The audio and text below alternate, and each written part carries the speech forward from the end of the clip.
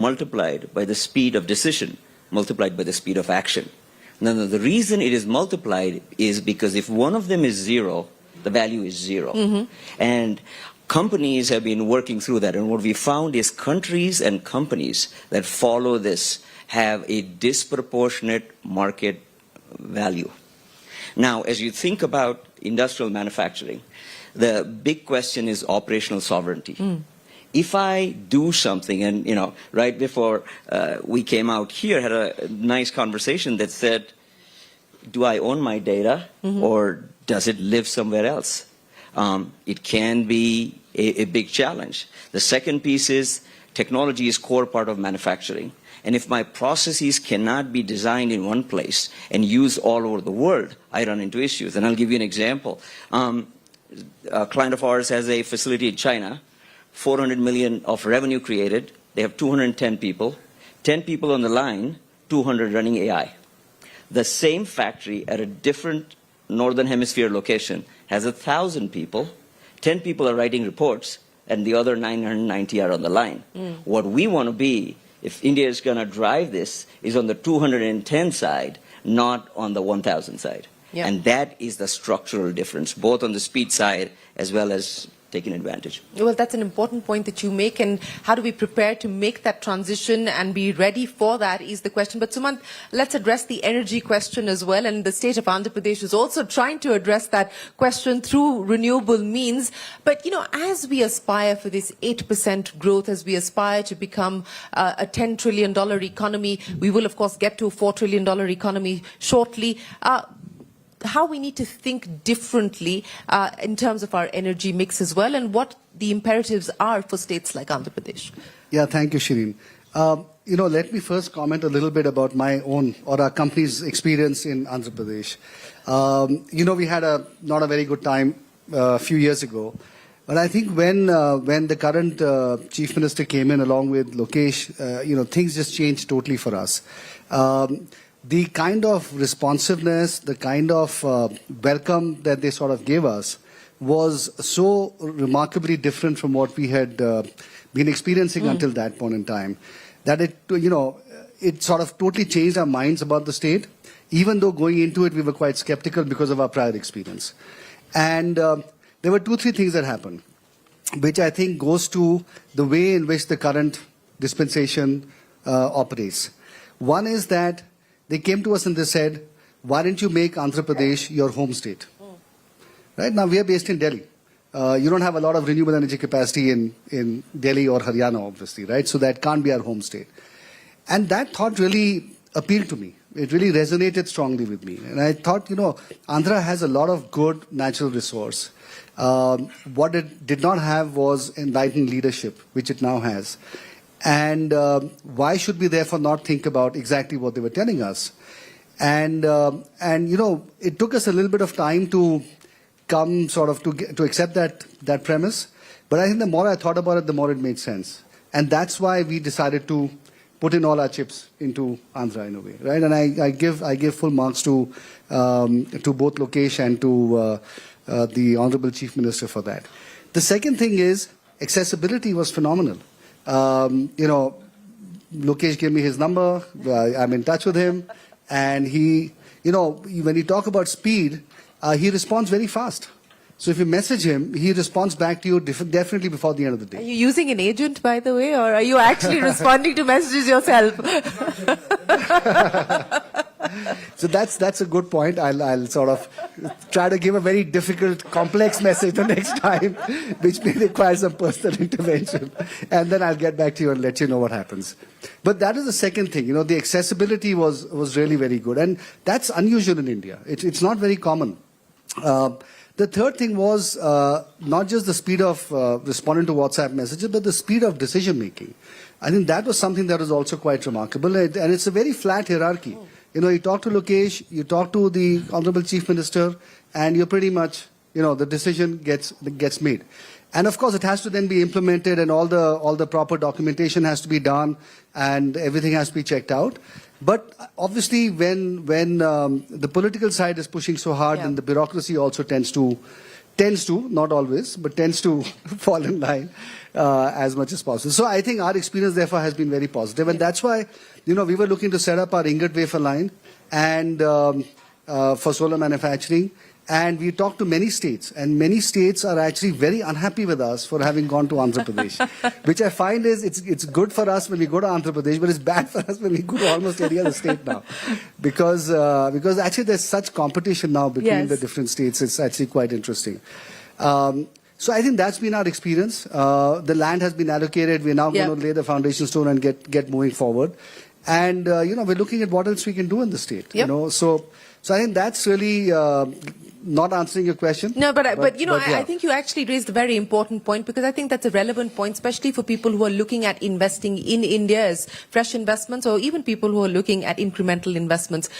Policy continuity, tax certainty, policy predictability, political continuity as well. Decisions that you may have taken may get overturned by another government, by another dispensation, as was the case with Sumant. In this case, it actually worked to his advantage. But, how do you allay those apprehensions? How do you allay some of those concerns that investors may have?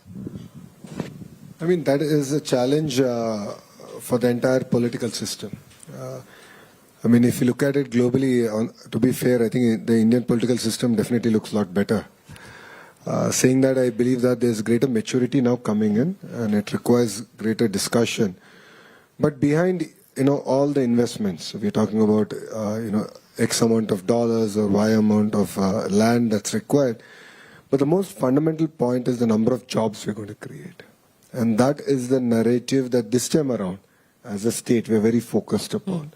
It's important to explain to people that what's the impact that each of these investments will have and the kind of jobs it's going to create.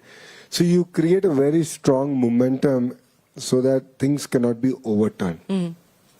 Yes, things have been reversed in the past, but I believe it's been an isolated incident for Andhra Pradesh in one administration. But look at it. Look at Hyderabad. What are the foundations that Mr. Naidu laid in '94 have been continued. And look at the city today. Look at the state today. It has the highest per capita income in India. Because the narrative was set.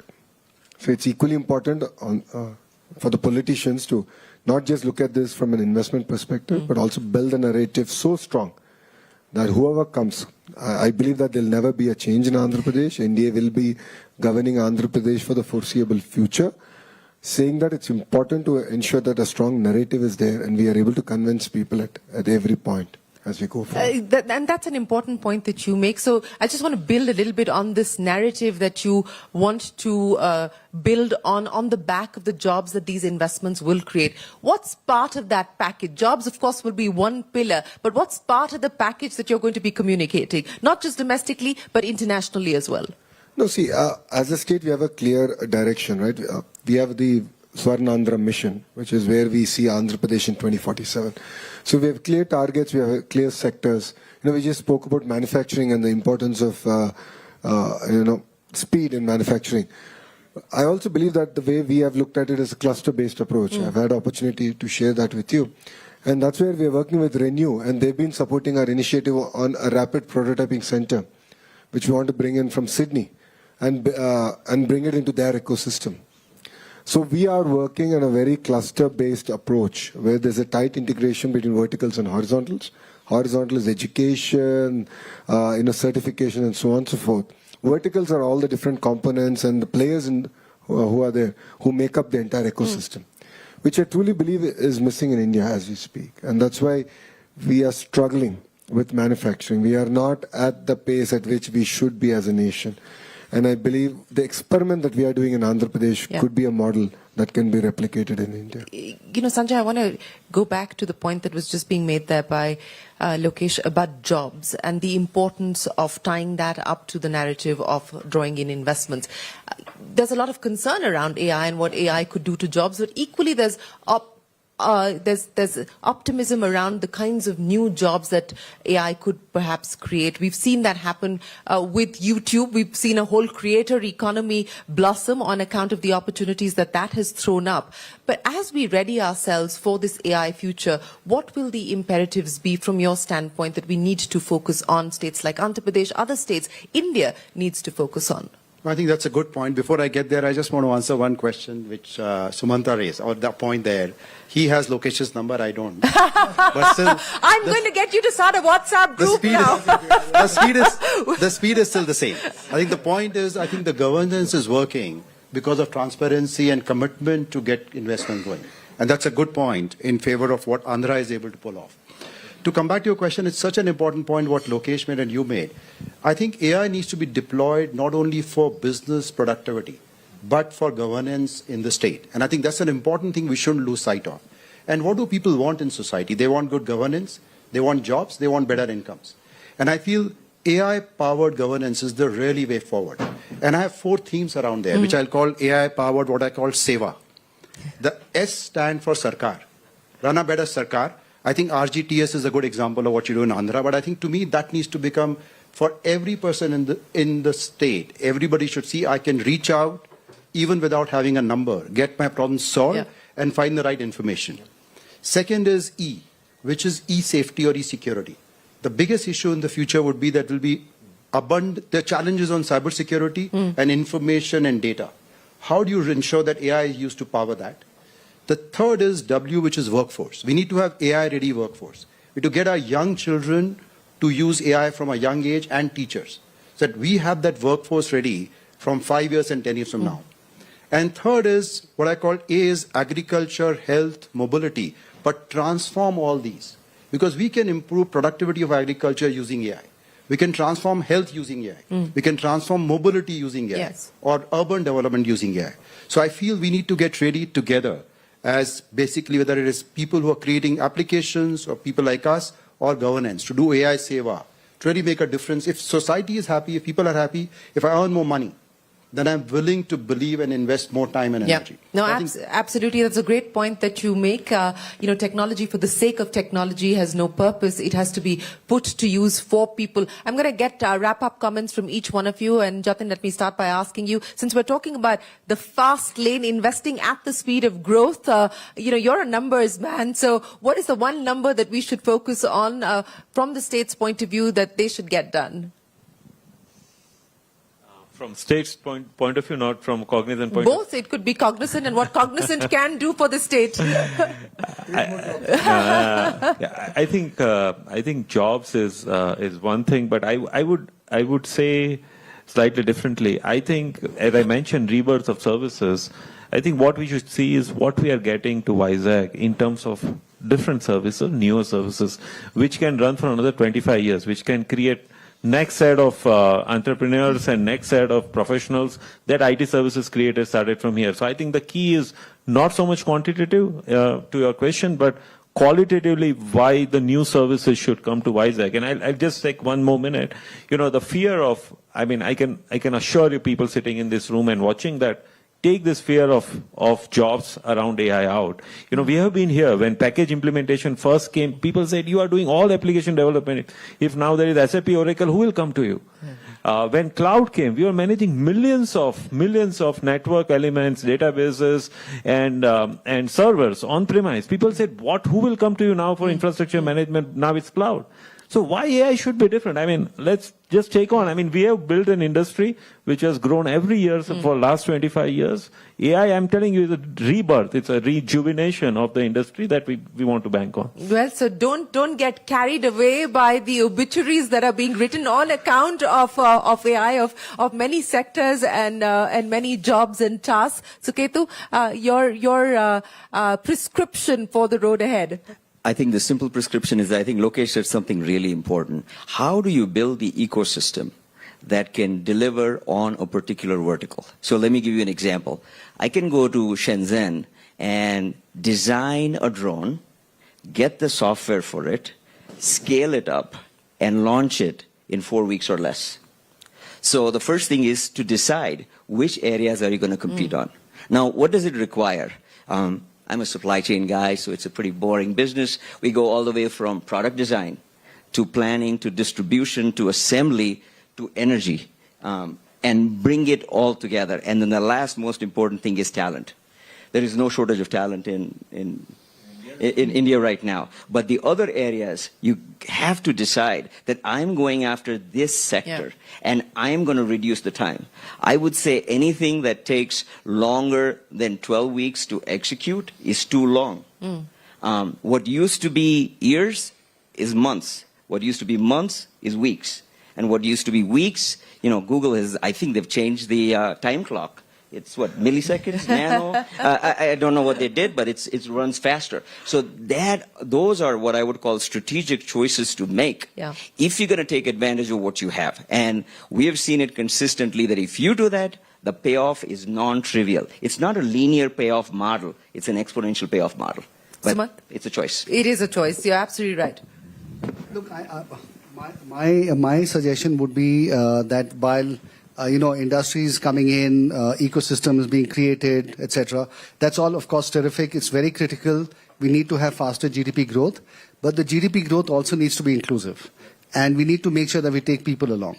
And I think that is critical because to build a great state takes time, takes multiple election cycles, which all have to be won as well. And so people have to see the tangible benefit of all the stuff that is going on. I think that is very critical. And I think the Honorable Prime Minister has been very good at that in our sector, for example, by coming out with the PM Kusum scheme, which deals with the farmers, by the rooftop scheme, which therefore touches every individual. So I think that is something that I'm sure that Lokesh and the Honorable Chief Minister are thinking about. But I think that is really critical because as your previous question was, how do you ensure continuity? Yeah. This is one way to ensure that continuity. And I think that is critical because all of us make long-term decisions. Yes, long-term decisions indeed, and ones that have to be strategic and smart. Lokesh, I'll give you the final word then. If we are going to head on to the fast lane, where are we today in terms of which gear you believe the government is at and which gear would you like to be and how soon can you get to that? Before I answer your question, I think what Sumanji said is a very, very important point. And that's where CM came out with this P4 program.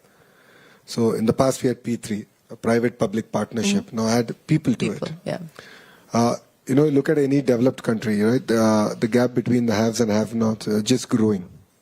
And that's where we believe that all of us have a greater role to play, a greater commitment to society. It's part of our Indian culture. It's not simply about giving a handout, but it's about counseling, guiding, nurturing those aspirations and pulling people out of the cycle of poverty. Generally we see a trend where, I made X amount of money, I want to give this much money back.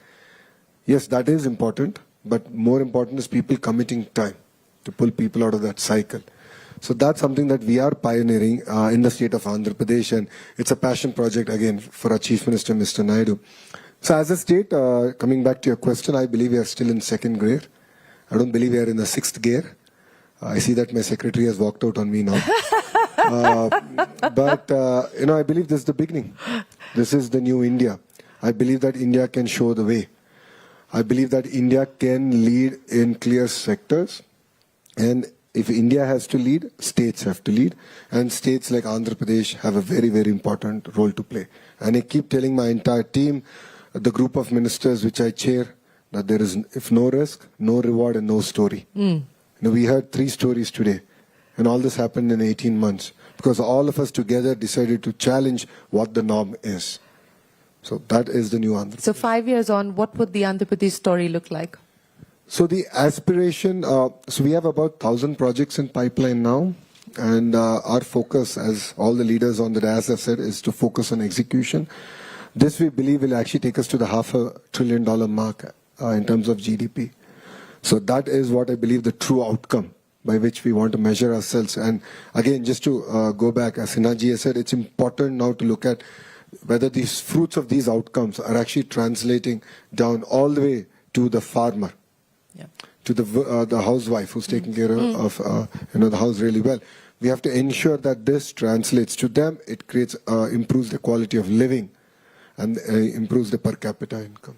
Well, thank you very much to each one of you for sharing your individual stories, but more importantly, sharing the roadmap that you believe that India and the state of Andhra Pradesh must take forward to ensure that we see faster growth, we see better quality of growth, and we see more secular and inclusive growth. And as must have been very evident here, I am going to start a WhatsApp group. I shall be the admin. I shall be the admin of that group, at least as far as this particular panel is concerned, and maybe see more stories flourish, not just in the state of Andhra Pradesh, but of course in India.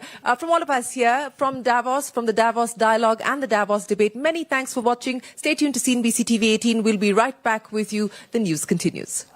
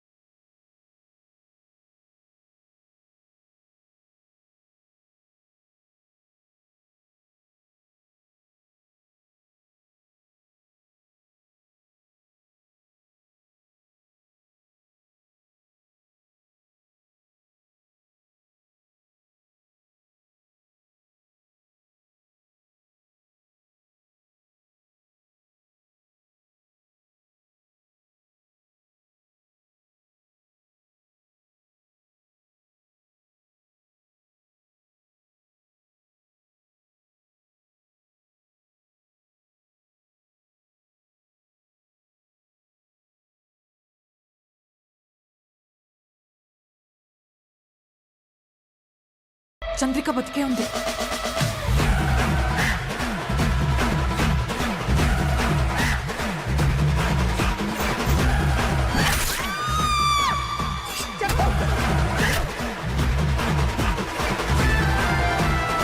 ఈ రోజు నుంచి నీతో పాటు నీ శిక్షని నేను కూడా అనుభవిస్తాను. Watch our web series Constable Kanakam Season 2 streaming now on ETV Win app. Download and subscribe to ETV Win app.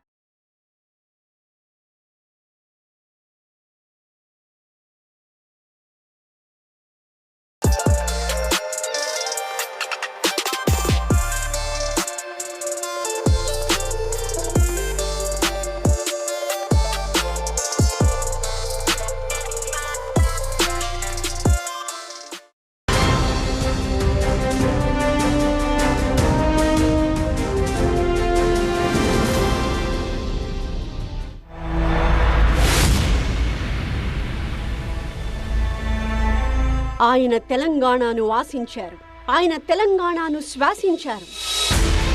ఆయన స్వప్నం తెలంగాణ, ఆయన లక్ష్యం బంగారు తెలంగాణ. అందుకే ఈ సింతమడక సిన్నోడు, సిద్దిపేట పిల్లోడు తెలంగాణకు దిక్సూచి అయ్యాడు.